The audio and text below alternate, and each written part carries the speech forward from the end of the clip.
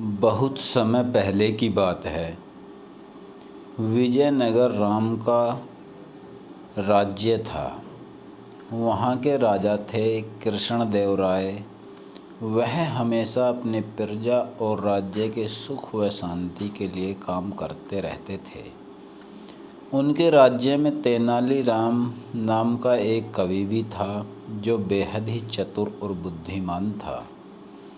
इसी कारण राजा बिना उसकी सलाह के कोई भी काम नहीं करते थे। यही बात राजा के सभी दरबारियों को बहुत खटकती थी और वो मौका ढूंढते रहते थे कि कब उन्हें तेनालीराम को नीचा दिखाने का मौका मिले। एक दिन राजा ने सभी मंत्रियों और दरबारियों को राज्यसभा में हाजिर होने को कहा। उन्होंने सभी को संदेश भिजवाया कि उन्हें किसी सवाल का जवाब चाहिए, जिसका उत्तर जानने के लिए वह बहुत उत्सुक हैं। राजा के संदेश पर अगले दिन सभी दरबारी और मंत्रीगण राज्यसभा में उपस्थित हो गए। सभी जानने के लिए बेताब थे कि आखिर राजा किस सवाल का उत्तर जानना चाहते हैं। तभी राजा ने सभी लोगों का राज्यसभा में स्वागत करते हुए कहा, बचपन में मैंने एक जगह का नाम सुना था, जिसे दुनिया में सबसे सुंदर माना जाता है। वह है स्वर्ग। मैं उस जगह को देखना चाहता हूँ। क्या आप में से कोई जानता है कि स्वर्ग कहाँ है? राजा की यह बात सुनकर सभी हैरान थे और आपस में बात करने लगे कि राजा को कैसे बताएं कि स्वर्ग नाम की कोई जगह ही नहीं है।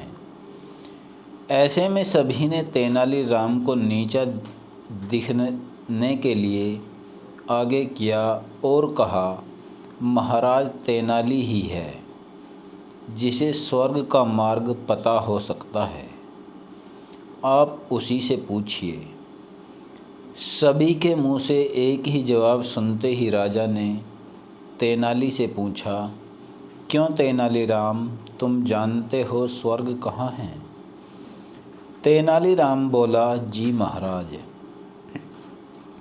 मुझे मालूम है स्वर्ग कहाँ है, लेकिन आपको वहाँ ले जाने के लिए मुझे 2 महीने का समय और करीब 10,000 सोने के सिक्के चाहिए होंगे।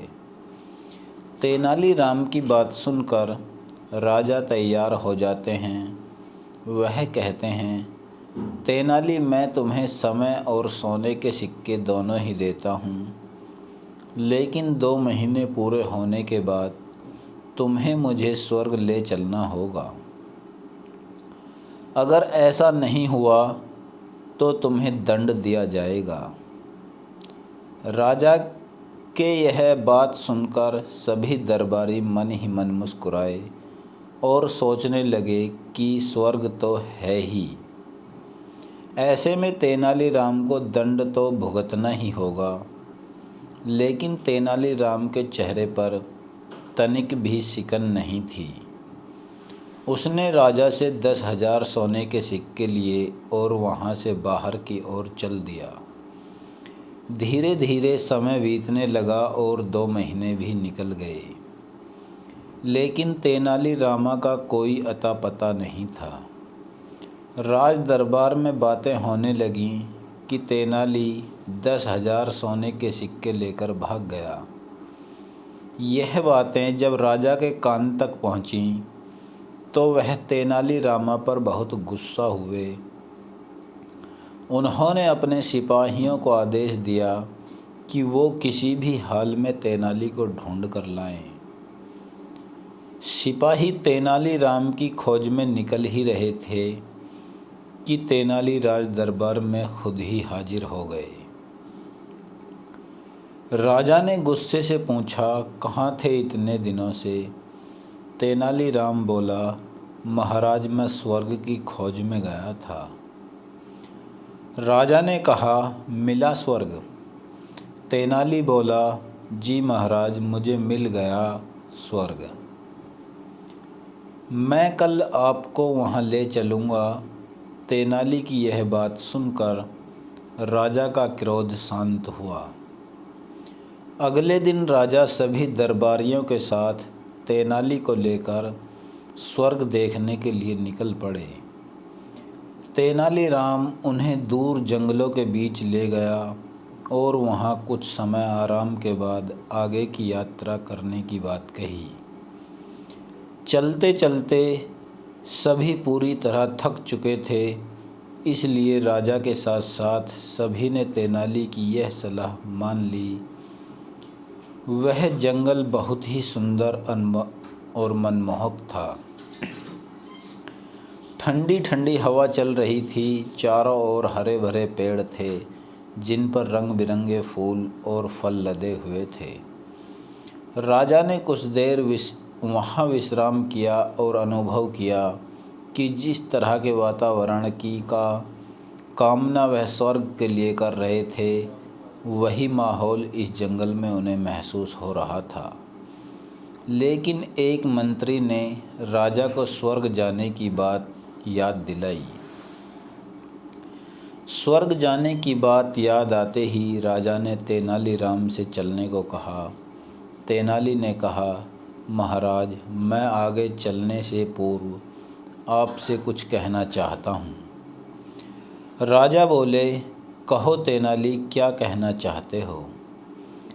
तेनाली ने कहा, महाराज, यह जगह आपको बिल्कुल वैसी ही नहीं लग रही जैसा आप स्वर्ग के बारे में अनुभव कर रहे थे।